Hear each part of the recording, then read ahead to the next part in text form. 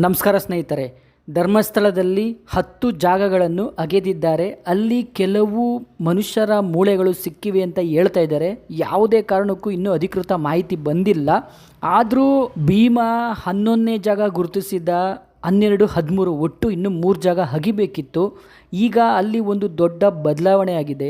ಭೀಮಾ ಹೇಳ್ತಾ ಇದ್ದಾನೆ, ಆ 11ನೇ ಜಾಗ, ಆ ರೋಡ್ ಸೈಡ್ ಏನಿತ್ತು ಅದು ಬೇಡ, ಈಗ ಗುಡ್ಡದ ಮೇಲೆ ಅಗಿರಿ, ನಾನು ಒಂದು ಸ್ವಲ್ಪ ಕನ್ಫ್ಯೂಷನ್ ಆಗಿದ್ದೆ ಅಂತ ಭೀಮಾ ಹೇಳಿದ್ದಾನೆ.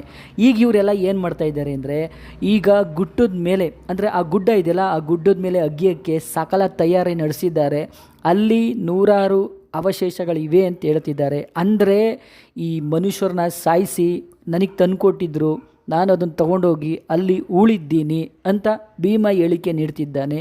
ಅದು ಮಹಿಳೆಯರ ಶವ ಕೂಡ ಇದೆ, ಗಂಡಸರದು ಇದೆ ಅಂತ ಭೀಮಾ ಹೇಳ್ತಾ ಇದ್ದಾನೆ. ಈಗ SIT ಅವರು ಏನು ಮಾಡ್ತಾ ಇದ್ದಾರಪ್ಪ ಅಂದರೆ, ಭೀಮಾ ಏನು ಹೇಳಿದನೋ ಆ ಪ್ರಕಾರ SIT ಅವರು ಮಾಡ್ತಾ ಇದ್ದಾರೆ. ಈ ಕ್ಷಣದವರೆಗೂ SIT ಅವರು ಎಲ್ಲೂ ಕೂಡ ಭೀಮನಿಗೆ ಅಡ್ಡ ಬಂದಿಲ್ಲ ಅನ್ನೋ ಮಾಹಿತಿ ಇದೆ. ಫ್ರೆಂಡ್ಸ್ ನೋಡಿ, ನಾವು ಧರ್ಮಸ್ಥಳ ಕೇಸ್ ಬಗ್ಗೆ ನಿರಂತರ ವರದಿ ಮಾಡ್ತಾ ಇದ್ದೀವಿ. ನಮಗೆ ಕೆಲವೊಬ್ಬರು ಮಾತ್ರ ಬ್ಯಾಡ್ ಕಮೆಂಟ್ ಮಾಡ್ತಾ ಇದ್ದಾರೆ, ದಯವಿಟ್ಟು ವಿಡಿಯೋ ಹಾಕೋದನ್ನ ನಿಲ್ಲಿಸಿ ಅಂತ ನಾವು ಅವ್ರಿಗೆ ಕೇಳ್ತಾ ಇದ್ದೀವಿ. ಯಾಕೆ ಈ ಥರ ಬ್ಯಾಡ್ ಕಮೆಂಟ್ ಮಾಡ್ತಾ ಇದ್ದೀರಾ? ಫ್ರೆಂಡ್ಸ್ ನೋಡಿ, ಇನ್ನು ಈಗ ಈ ಪ್ರಕರಣದಲ್ಲಿ ಭೀಮಾ ಏನಿದ್ದಾನೆ ಅವನಿಗೆ ಥ್ರೆಟ್ ಇದೆ ಅಂತ ಅವನು ಹೇಳಿದ್ದಾನೆ. ಅವನು ಯಾರಿಗೆ ಹೇಳಿದ್ದಾನಪ್ಪ ಅಂದರೆ, ನೋಡಿ, ಅವರ ಸುಪ್ರೀಂ ಕೋರ್ಟ್ ಲಾಯರ್ ಏನಿದ್ದಾರೆ ಆ ಲಾಯರ್ ಹೋಗಿ ಸೌಜನ್ಯ ಪರ ಹೋರಾಟಗಾರರು ಯಾರಿದ್ದಾರೆ, ಈ ಮಹೇಶ್ ತಿಮ್ಮಾರೆಡ್ಡಿ ಸರ್ ಇದ್ದಾರಲ್ಲ, ಅವ್ರಿಗೋಗಿ ಹೇಳಿದ್ದಾರಂತೆ, ದಯವಿಟ್ಟು ನೀವು ನಮಗೆ ರಕ್ಷಣೆ ಕೊಡಿ ಅಂತ ಕೇಳ್ಕೊಂಡಿದ್ದಾರೆ.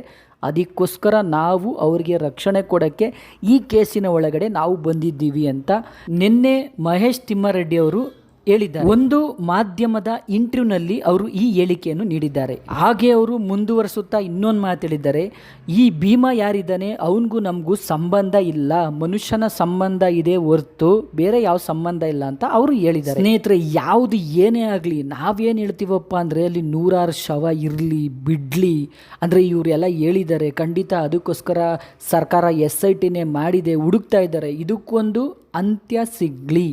ಖಂಡಿತವಾಗ್ಲೂ ಒಂದು ವಿಷಯ ಇದೆ ಅಂದಮೇಲೆ ಅದಕ್ಕೆ ಅಂತ್ಯ ಸಿಗಲೇಬೇಕು, ಕರೆಕ್ಟ್ ಅಲ್ವಾ ಸ್ನೇಹಿತರೆ? ಒಂದು ವಿಷಯ ನೆನಪಲ್ಲಿ ಇಟ್ಕೊಳ್ಳಿ, ಭೀಮಾ ಗುರುತಿಸಿರುವಂತಹ ಜಾಗ 13 ಅಲ್ಲ 30 ಜಾಗಗಳಂತೆ. ಸ್ನೇಹಿತರೆ, ಕಾದಿ ನೋಡೋಣ SIT ಟೀಮಿಂದ ಅಧಿಕೃತವಾಗಿ ಏನು ಮಾಹಿತಿ ಸಿಗುತ್ತೆ ಅಂತ.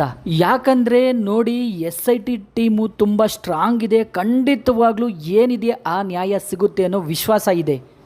ಸ್ನೇಹಿತರೆ ನೋಡಿ, ಧರ್ಮಸ್ಥಳ ಪವಿತ್ರವಾದ ಕ್ಷೇತ್ರ, ಜನಗಳು ಪವಿತ್ರವಾಗಿರಬೇಕಷ್ಟೇ. ಸ್ನೇಹಿತರೆ, ಹೆಚ್ಚಿನ ಮಾಹಿತಿಗಾಗಿ TV2 ನ್ಯೂಸ್ ಚಾನಲನ್ನು ಸಬ್ಸ್ಕ್ರೈಬ್ ಮಾಡಿ.